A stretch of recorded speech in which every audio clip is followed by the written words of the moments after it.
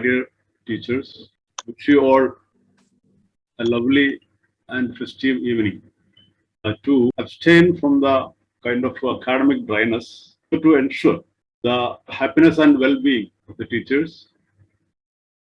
As usual, let me start by sharing a moral story. There was a man who made his living by selling balloons at a fair. He was having balloons of different colors, representing each color of a rainbow. He used to send a helium-filled balloon into the air whenever the business goes down. Seeing this, every children wanted a balloon and the business goes up. One day when he was selling balloon, somebody pulled his shirt from backside. With utmost curiosity and anxiety, he turned around. It was a young girl pulling the shirt behind. So the girl wanted to ask a question to the balloon uncle. Balloon uncle was so kind, so sympathetic.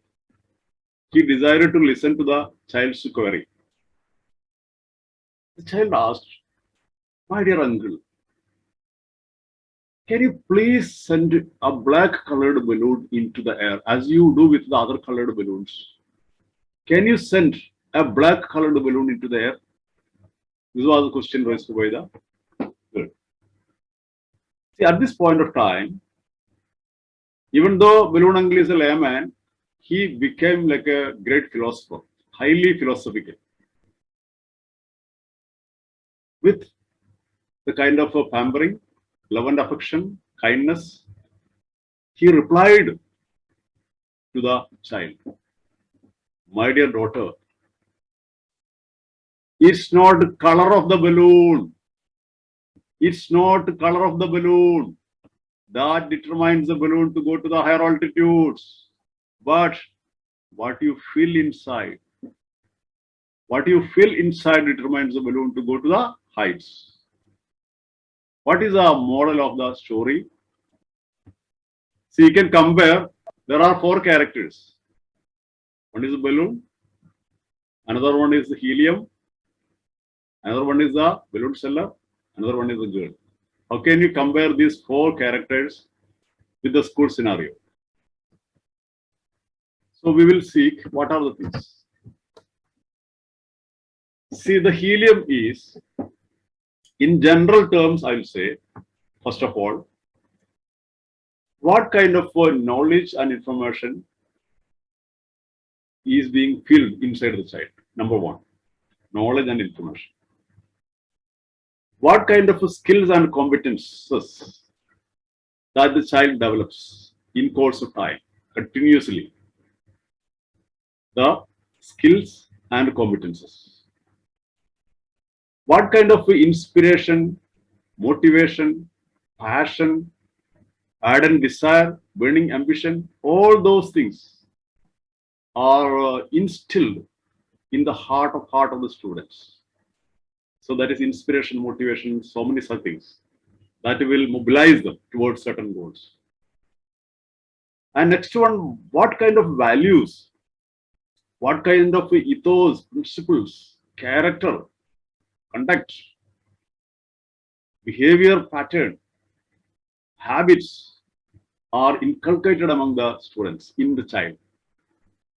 All right. So all these things will help the child to evolve to be something great, something legendary, something unusual and extraordinary. So these are in general terms, but in the professional language, in the educational terminology, in the technical words, how can we represent all these things? Knowledge and information. How shall we represent the varying skills and competences? How shall we represent the emotional aspects? How shall we represent the values, ethos, etc.? So they are represented in terms of, see, first one, very much familiar to everybody. These are represented in terms of quotients. Multiple students' quotients are required to be nurtured through the teaching. Lesson plan should have components to nurture each and every different types of quotients. Once upon a time, till end of the last century, there was one and only one focus, nurturing intelligence quotient. How many of you have a thorough knowledge about what is IQ, what is intelligence quotient? This is a fundamental building brick of knowledge. As far as a teacher is concerned, the question, what is IQ, is a fundamental building brick of knowledge. So we should have a thorough understanding about it. What is IQ? Of course, intelligence quotient. How will you define it? What actually meant by that? It is appear to be like an uncrackable nut, like a bad pill to swallow. But what is the meaning of that? Mental age by chronological age into 100. Into 100. Wonderful. Give a big round of applause to him. You deserve appreciation. Mental age divided by chronological age into 100. That means the ratio of mental age and original age is multiplied with 100, then you will get the IQ, intelligence quotient. In very simple language, intelligence quotient is nothing but the ability of a person to respond to a given situation with the kind of knowledge and information that he is having. That is IQ. In a given situation, how somebody is responding. If suppose there a problem is going to be solved in a given situation with the kind of knowledge and information he is having, the kind of skill he is having. So this all, how does he respond, react, depends upon his IQ. A man of high IQ, a man of low IQ will be distinguished in this kind of situations. You know, so that is the true sense of the spirit of IQ. Okay, let us look upon the next one. What is EQ? EQ represents emotional quotient. Yes. Not only emotional quotient. CQ is a competency quotient. Please note down. What is AQ? AQ is a adversity quotient. When any setbacks are there, will easily come back with the confidence. That is a resilience. So resilience kind of skills are known as adversity quotient. Will we have in the kind of mindset, as Winston Churchill once said, success is a journey from failure to failure without losing the enthusiasm at all. Success is what? The journey from failure to failure. So adversity quotient represents this kind of a mindset. Okay, success doesn't mean absence of failures. In every failure, seeds of success are inherent. Such a mentality is the adversity quotient. What is PQ?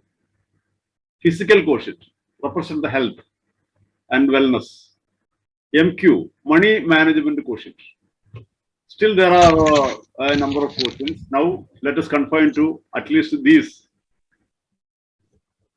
So, while preparing the lesson plan, we should have enough things, activities, considerations to nurture these various kinds of quotients. But all these cannot be accommodated in a single lesson. In one lesson, some of them you will accommodate. In another lesson, some other things. So each teacher will have a number of quotients which are required to be nurtured among the students will be considered. So subject to subject, period to period, teacher to teacher, this kind of quotients will be distributed. Don't worry, don't try to accommodate everything in a single class. That will be very hectic and it is not going to work at all. So gradually, at a slow pace, everything will be addressed. Okay, like that. Now, lesson plan focus areas we will discuss. These are the, we will have a general view at the very outset. A lesson plan will have a starter, followed by a diagnostic test, followed by learning objectives and success criteria, main learning strategy or differentiated activities, nurturing learning skills and 21st century skills, presentation after the activities by the students, different kinds of assessments, practices, cross-curricular links or real-life connection, UAE links or SDG links, digital tools, exploration of digital tools and other resources used, assignments. So these are the major focus areas of our lesson plan. So we will look upon one after the other. Yeah, a starter activity. In the first CPD session, happened 2 weeks before in your campus. Did you notice how did I start the session? With an icebreaker. What was icebreaker? It was a light yoga exercise. You remember? It was a light yoga exercise. And it was concluded by saying, if you do this exercise just before start learning, the permanent memory line in the brain space will be active and the brain will be ready to accept whatever comes to the mind.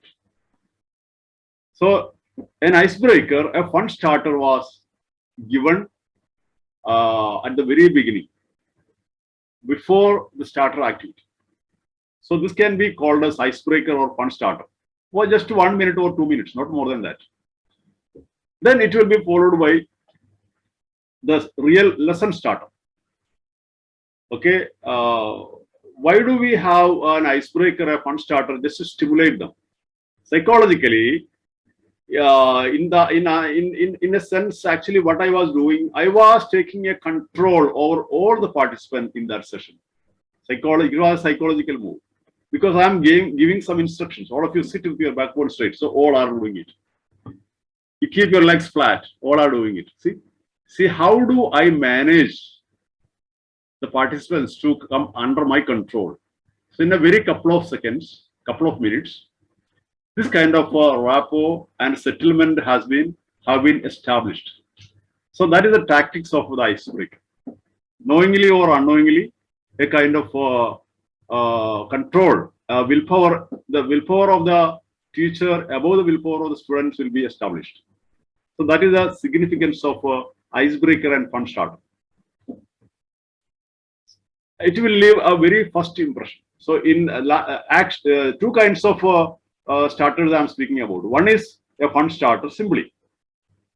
May not have a direct link with the lesson topic. Followed by a lesson starter. A lesson starter will have a direct link with the topic. It will be a hook towards the topic, connecting the students to the topic. To settle the students. And the starter activity should be exciting and stimulating. And it must be children friendly. Everybody should be able to understand very easily. There should not be any kind of gap. They don't feel it just like an untrackable net, I used to say. Then acts like a hook to engage students to the topic. It must be passionate. Passion, you have to insist in it. You remember the song I introduced in the demonstration class? Tell me why. You remember how passionate that introduction was? So such a quality kind of videos or activities you have to insist. So every time this must be in your mind. We are searching for good resources, good starter activities. Read books or browse in the Google or browse in YouTube. Every time an eye must be there on that. Where is a suitable starter activity? Where is a stimulating starter activity? Where is a fantastic, amazing, that leaves a epiphanic experience to the students? All will appreciate, all will like, all will enjoy. The happiness and the wellness, the happiness and well-being of the students' community will be ensured continuously, consistently. Such passionate kind of starter activity you have to identify, especially in the demonstration classes. That is going to happen on this Sunday. And also, you should not engage more than 5 minutes with both the starter activities, the icebreaker and the lesson starter. Together, you can consume only 5 minutes, not more than that. Clear? Now we switch on to the next one. Diagnostic test. See, you remember I gave a starter activity like the ancient man, the technology of producing fire by the men who lived in forest. That technology was displayed in my demonstration class. And it was followed by a conclusion. The conclusion was a quote of APJ Abdul Kalam. Ancient man produced fire by scratching stones. But men living in 21st century should recreate fire by scratching the neurons in the brain space to produce the spark of innovation to solve multiple problems of the traditional problems and the modern new problems as well. So problems, it was landing with some global issues, some global problems. In this way, the starter should end up. You got it? Starter should end up with, it should land on the very topic. Topic in a very natural way should be evolved out of it. It should be emerged out of it. You are landing in a very fantastic way, in a very natural way. No artificiality. You are not superimposing something brought from the up. No, it is evolved from them. Okay, fine. Once we make that, what is next? Next is the diagnostic test. See, I initiated the participants in my demonstration class to take a slip, a sticky note, and I told all of them to write whatever global issues they know in that sticky note. So all of them were engaged in writing that in a hurry, thinking in many directions. And after that, they sticked it on a board. Then I had a very randomly, I reviewed what they have written. From there, two stickers I took, in which the topic, what I wanted, were mentioned in that. Depletion of resources and scarcity of pure water. All these things were there. And taking this, I stated the aim of the class, that is energy crisis. See, in a very natural way, a spontaneous way, out of the students, the students who proposed so many global issues, from that it was taken, it was snatched out. So the participant, the students will feel that ownership. Yes, yes, we only supplied this. So in this way, the diagnostic test is done. See, diagnostic test, what I conducted is very informal. It can be also conducted like very formal. Formal means you can have a quiz with some 5 questions. A quiz can be conducted with 5 questions. Like that, a Google form type of questions can be given. What is the advantage of that formal diagnostic test? You will get a summary at the end. How many students know the answers to all the questions you raised? How many percent of students know? How many percent do not know? So a very concrete kind of a summary we will get instantaneously. So then and there, according to the need of the hour, you can intervene. You can modify your teaching strategy. You can modify according to the need of the hour. Clear? So that is the difference between a formal, informal, and a standardized formal diagnostic test. So according to your convenience, you can opt. Examples: entry slips, survey, quiz, questionnaire. All this can be employed for diagnostic test. A diagnostic test is an essential component to make the class very effective and very fruitful and very objective. Because otherwise, we have no idea what previous knowledge they have. No idea. Blank only. So with some kind of wrong notion, a teacher is imparting the knowledge, teacher is running the class, it doesn't have any base. So this test is very essential. Now we switch on to the next one. Learning objectives and success criteria. I have 1,000 tongues to explain about learning objectives. First of all, we will define what is an objective or a goal. What is a goal? We always talk about learning objectives. Objective is a goal. What is objective? This is the question. What is objective? What is goal? See, a goal is, an objective is an endpoint. Yeah, that is an endpoint to which all the efforts, all the investment of efforts are being focused. So objective or goal is what? An endpoint. To that endpoint only, all the efforts, all the investment of money, investment of human resource, investment of time, investment of other aids, all are focused towards an endpoint. That endpoint is known as goal. All right. So learning objective is the most important part of a lesson plan and as a lesson delivery. Because this is our final destination. You are taking the students to California or Malaysia, Kuala Lumpur. You are taking the students to Kuala Lumpur.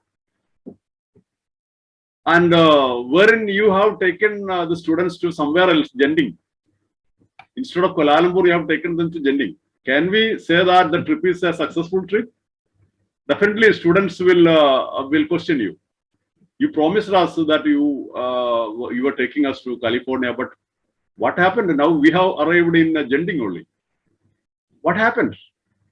So this is the importance of sharing learning objective with the students, because we are telling them well in advance that we are going to Kuala Lumpur.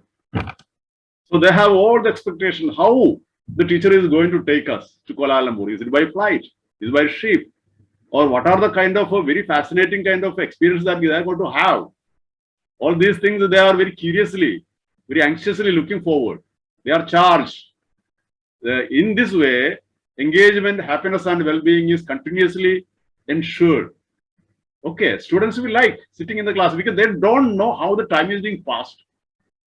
You just ask the experience of those teacher students attended in my demonstration class. See, time has been passed very fast. Every one of them was fully hidden in the inspiration of doing something, practicing something, keeping in mind they wanted to present in front of a big audience. And once the presentation was over, they were under the kind of celebration because they presented something. Yeah. So that is the kind of celebration they underwent. Okay.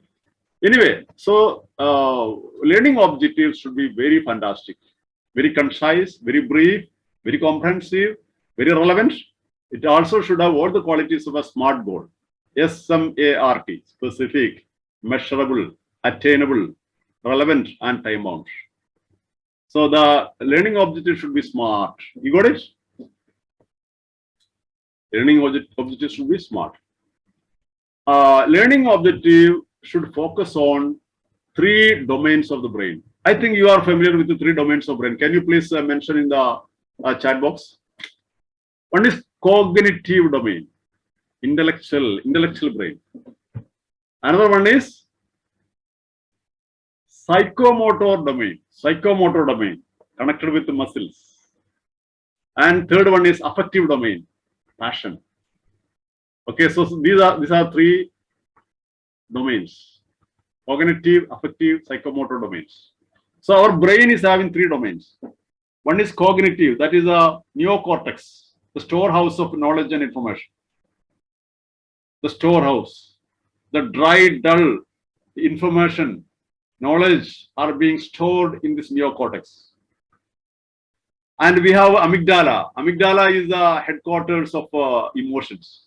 So we need to stimulate the amygdala as well. That is the affective domain. That is attitude wise, passion wise, inspiration wise, growth mindset. You know, all these things you will find a word in the Bloom's taxonomy, addressing cognitive development, addressing affective development, addressing psychomotor domain development. You will get enough verbs from Bloom's taxonomy list of verbs. I will show you that here. So intellectual, emotional, and skills. Skill means psychomotor. Psychomotor domain represents skills and competences because that is a muscle coordination by the neurons in the brain. So the conclusion is the learning objective should target all these three domains of the brain in every class. Some amount of knowledge, intellectual. Some amount of inspiration, feeling, attitude, positive attitude, emotional. Some amount of skill. That is a psychomotor. You got it? Do you appreciate this kind of knowledge? Are you so passionate? Please reply. Yes, sir. Okay, thank you. Then regarding success criteria, the thing is, all the students are not like in the class. That is a spirit of differentiation. We already know all these things. There are high achievers, intellectually talented students are high achievers. Second category is what? Medium achievers, mediocres, and then low achievers. That means LA, HA, MA, LA, MA, HA in the order. So the learning objective should target some learning objectives will target all the students. So that is the verb one, all should be able to achieve it. Yeah, I will continue, then you will understand. Next Yes. one, what is, if verb one is there, what will be next? Verb two, definitely verb two. Yes, Verb yes, two is, yes. some could be able to. That means for Very few students. low achievers. Yeah, some of the learning objectives we are setting to be achieved by every student. You got it? That is verb one. Verb one Yes, is for yes. all. Verb Yes. two is only for a few, appear to be like low achievers. And what about verb three? A few, that is high achievers. For high High achievers. achiever or GNT. Yes. So whenever you see verb kind of terminology in a lesson plan, don't be upset. So this Yes. is very simple. These are the things. Verb one is for all. Verb two is for low achievers. Verb three for GNT or high achievers. High achievers. So in your lesson objectives, you have to consider this kind of something to challenge every kind of learners. See, if you are addressing only the mediocres, the high achievers will not feel that is challenging for them. They will feel bored, isn't it? Yeah. So something heavy should be considered for them, challenging their intellect. And the low achievers should not feel they are sidelined, they are ignored, they are deprived to understand, cope up with other students. Such feeling should not be there. So something light also should be considered for them. Once they achieve it, we have to appreciate them like anything, so that they also will celebrate. Their self-esteem will be brought up like any other student. Okay, so these are the learning objective, kind of minimum things I wanted to mention here now. So now we will switch on. Bloom's taxonomy I already mentioned. Bloom's taxonomy is having two versions. One is old version. That's why the requirement of curriculum mapping, I always advise in your campus. You have to develop a curriculum mapping of your own, having the signature of East Point International Indian Schools. Signature should be there. You create a curriculum of your own, that is curriculum mapping. So this is how you can select any of these verbs. Remembering, understanding, analyzing belong to what? Belong to cognitive domain. Remembering, understanding, and analyzing belong to cognitive domain. Applying, which domain? Psychomotor domain. Evaluating and creating belonging to passion, affection, enthusiasm, growth mindset, attitude, positive thinking, all those things. So that is a affective domain. But it doesn't mean everything mentioned in evaluation and creating are belonging to affective domain. It doesn't mean that. But more predominantly it is like that. Criticizing. Criticism is coming out of affection now. We like or dislike. Criticism will come. Okay, so shall I move? Next, learning strategy and differentiation. Okay, these all I think do not need an explanation because this session we had direct on the campus covered all those areas: differentiation, learning strategy, see learning style preferences, visual, auditory, and kinesthetic, choice to work in pairs, small groups, or individually, challenging all learners equally, LMHA, exposure to me factor, appreciating the students for their performance. So this is very simple, no? All these factors you have to accommodate in your class. That's it. Then nurturing learning skills and 21st century skills. See, collaboration. Okay. Meanwhile, I would like to ask a question to you. What is the difference between, what is a skill? Can anybody define? Again, a fundamental building brick of knowledge. What is a skill? How will you define it? It demands the professional, what literature demands to know this kind of fundamental buildings of knowledge. What is a skill? How will you define a skill? If a student is asking you, Madam, what is a skill? Can you please define? What will you say? Mrs. Nancy K. Anto, can you define what is a skill according to your knowledge, what you are having? Please try. Sorry? I don't know whether it is correct or not, but I will try. If you are skilled in a particular area, you have to tell the students, please dare to commit mistake in a very constructive way. Okay, please. If we feel like, or if we say like I am skilled at something, means like we are an expert in that particular very good area. You use the very word expert. Yes, so a skill is the ability to do something, a task, the ability to do a task with the professional expertise. And what is a competence? We always say skills and competences. Then what is the competence? Yeah, competence is not a synonym of skill. There is a difference. A skill and a competence are little bit different. A competence is, of course, the ability to do something, a task, with the professional expertise and the theoretical knowledge. Yeah. If you have for example, now I asked you, what is a skill? You have idea about what is a skill, but you are not able to define it in the correct terminology. So you don't have competence in with regards to a skill. Okay, when you are able to define what is a skill, you have a competence also in that. You know driving, but can you define what is driving? You don't know. You know driving, skill you have, but you don't have competence.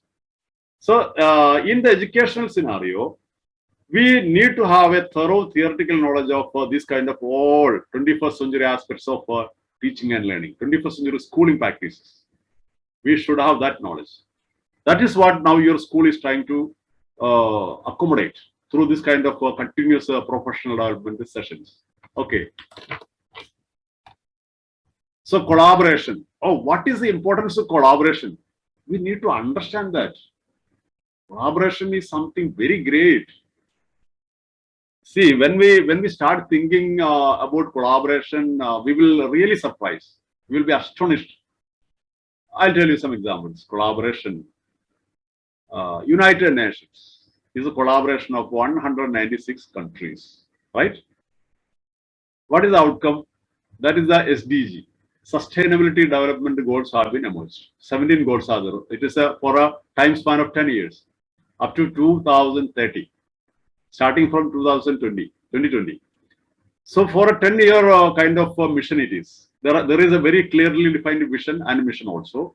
Collaboration, international collaboration, see, to eradicate poverty, to eradicate hunger, to bring about the high quality education, to ensure the good health of the people. So that you study when you get time. Collaboration. Collaboration is a 21st century skill. In India, suppose there are 140 crores of people dwelling. There are many differences. They believe in more than 8 global regions. There are thousands of caste, subcaste, regional differences, linguistic differences. Out of all these differences, they stand together for a common cause, for the country. That is collaboration. If collaboration is there, we will emerge like a global force. All right? And collaboration should happen in the classroom. Students should collaborate. Teachers should collaborate in the school.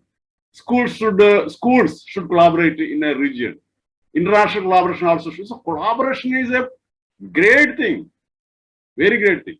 So we have to instill this among the students in this kind of a depth knowledge perspective. Again, communication. Collaboration and communication are twin bros. Without one, the other one have no existence, isn't it? So they are mutually dependable. Critical thinking. I have a lot of things to speak about critical thinking. You wanted to know about it, but the time I don't permit now. So this I will explain in another session, which is going to happen in the campus, entitled as a Students' Competency Framework, wherein I will explain about what is critical thinking, what is actually meant by creativity, then analytical skill, innovation, adaptability, digital literacy, numeracy, literacy, learnacy, and people skill. Meanwhile, let me ask a question. You are familiar with the literacy? Everybody knows. Huh? And familiar with the numeracy. Here it is there, numeracy. Numeracy is here. And what about learnacy? Have you heard this word? Have you heard of this word, learnacy? Learnacy. Yeah, it's a new word. Learnacy means the knowledge of art of learning. Yeah, many of our students do not have it because schools never ever teach them the art of learning. Learnacy. Schools teach, of course, literacy. School teach, of course, numeracy. They are able to do arithmetical operations. That is numeracy.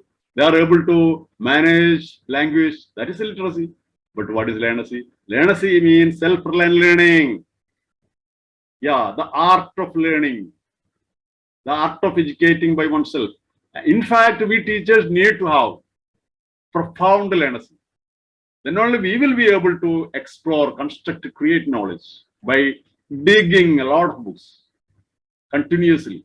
We are supposed to be lifelong learners. The same should be insisted among the students as well.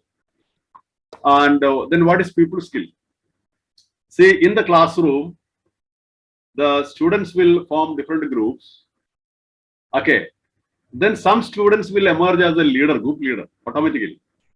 They have the art of coordinating the students, stimulating the students, giving orientation to the students, mobilizing the students. They are able to address the group of students. So many such things are there with the people. These are the people skills. So we are required to be a social being with a number of excellent people skills. For to survive in a professional scenario, in an office, in as an entrepreneur, all right, in an office setup, if you want to make excellent performances, excellent package of salary, excellent position, designation in the company, you need to have excellent people skill. That is a 21st century requirement. Clear? So we will switch on to the next one. Presentation by students after the activity. It can be one student in group representing. All members can come onto the dais and represent. Role play method, skit, poster presentation, PowerPoint presentation, singing a song, sing single or a group, pie chart presentation, demonstration of experiment, collage presentation, drawings and paintings, mind mapping. So all these or anything else, according to your will and imagination, you can explore, you can use. So multiple methods are there. Don't stick on to the same thing every now and then. Okay? So you research yourself to find the new things. You can introduce anything according to your imagination, your creativity. You can experiment. It will be definitely appreciated. And also while preparing for a demonstration class, nothing is to be worried because we are going to experiment it. We are going to learn it. So all the kind of flexibility, all the kind of appreciation, all the kind of forgiveness, all will be considered in your demonstration class. We will support you. We are at your service. All the other teachers will definitely support, clap, encourage. Any flaw is there. We don't care it. Who is going to care about the flaws?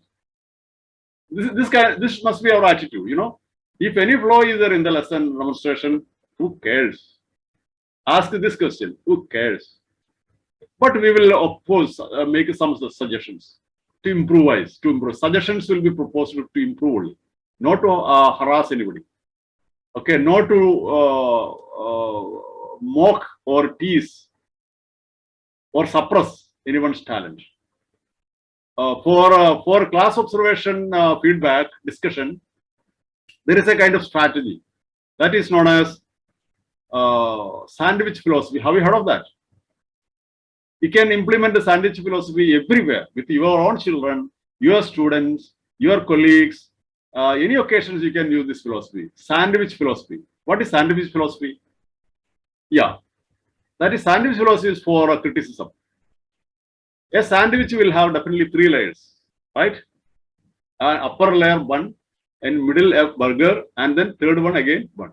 Like that, you will appreciate when something is, for example, Nancy teacher tried to define what is a skill. Yeah, I appreciate the kind of confidence she showcased. And she made an attempt to define by herself. That's the presence of mind, the readiness. And with all these things were done with a smiling face. Okay? Yeah, so this is the bun layer. And now the next one is coming. Nancy teacher, what about you? If you start reading a lot of academic things, a lot of professional kind of readings, then you will be updated with whatever is required, the terminology and all those things. No, so I think hope you will be doing in the coming days. So that is a burger. Again, I am doing what Nancy teacher. You are so superb. Okay, you are very optimistic. You welcome always whatever is being suggested good. See, this is the sandwich philosophy. Okay, so suggestion for recommendation is the burger.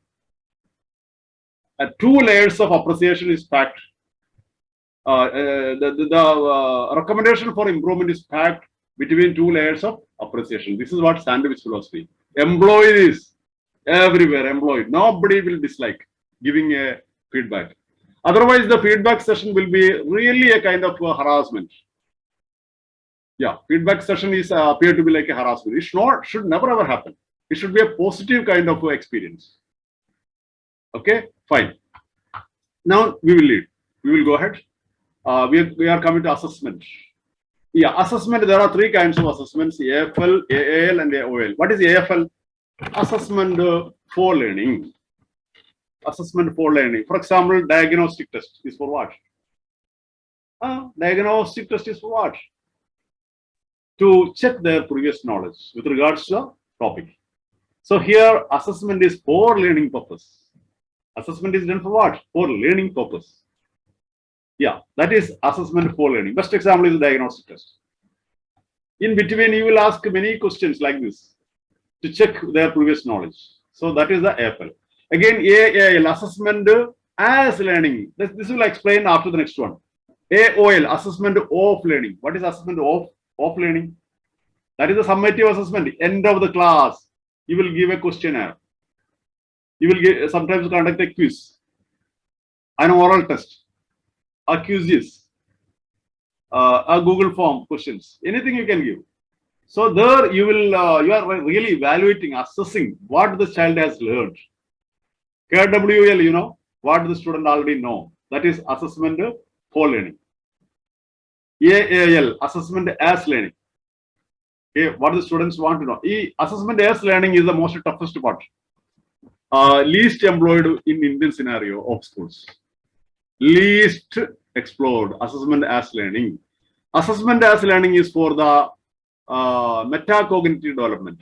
Did you understand anything? Metacognitive development. What is it?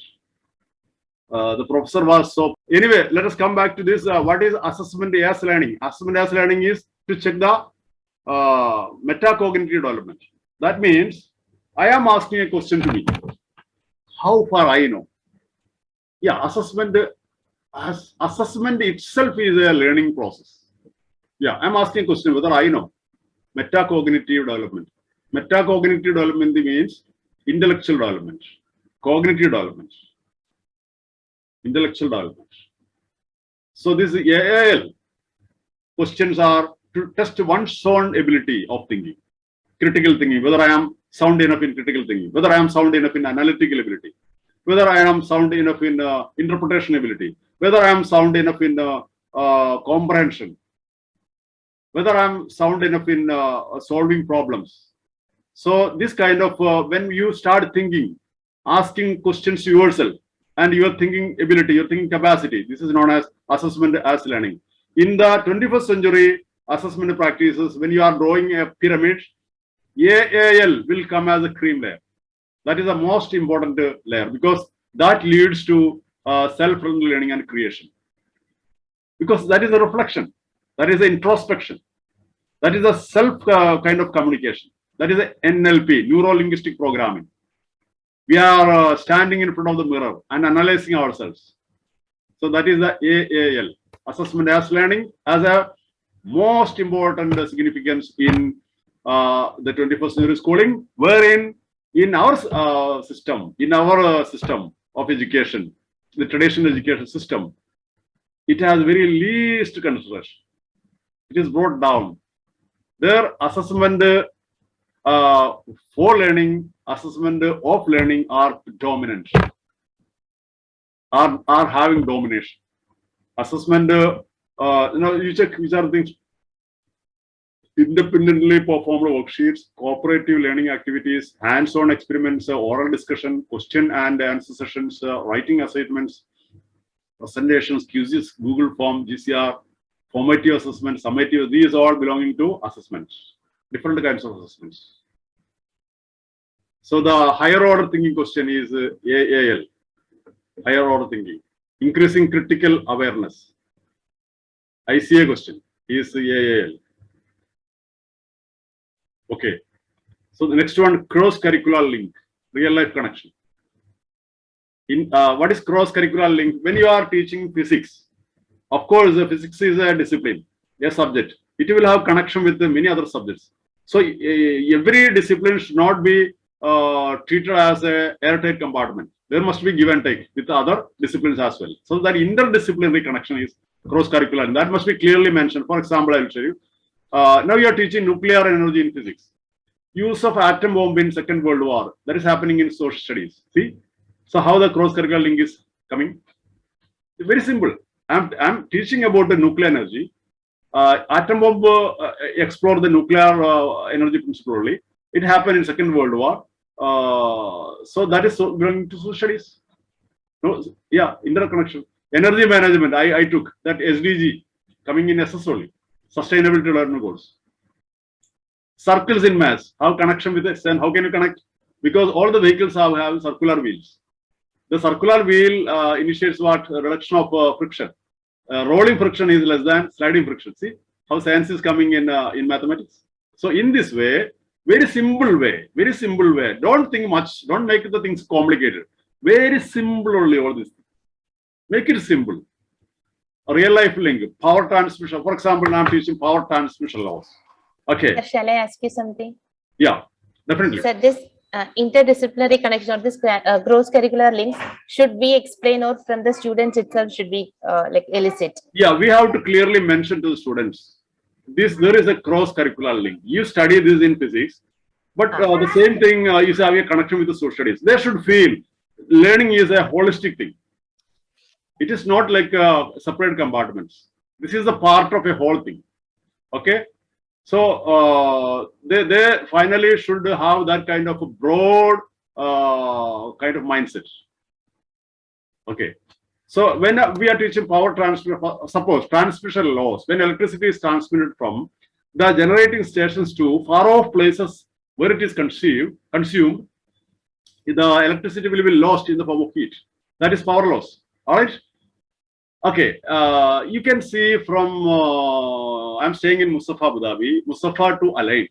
On the roadsides, the tower-like transmission lines, we can say, at a good height, it is being kept. Tower-like electrical transmission lines. Do you remember? You can see it in Ras Al Khaimah, Ajman, anywhere you can see. Long wires have been laid. Why this is kept at a very good height?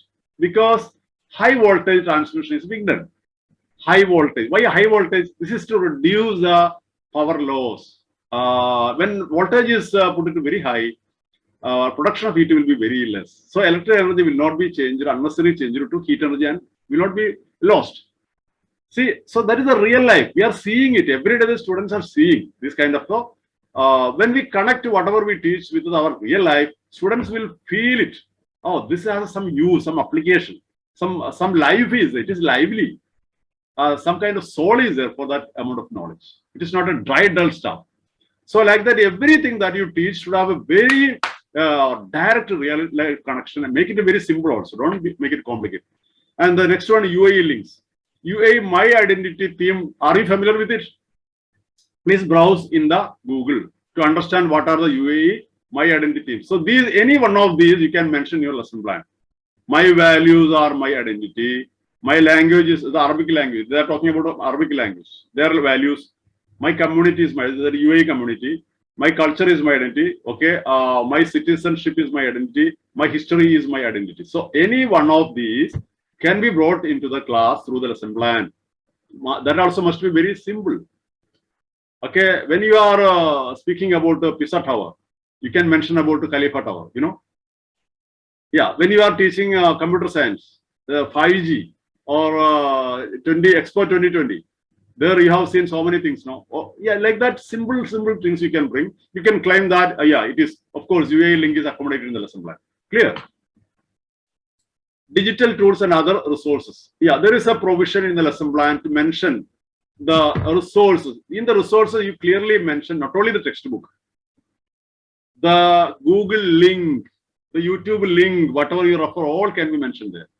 And the resources, what kind of teaching aid do you use? And what is LMS?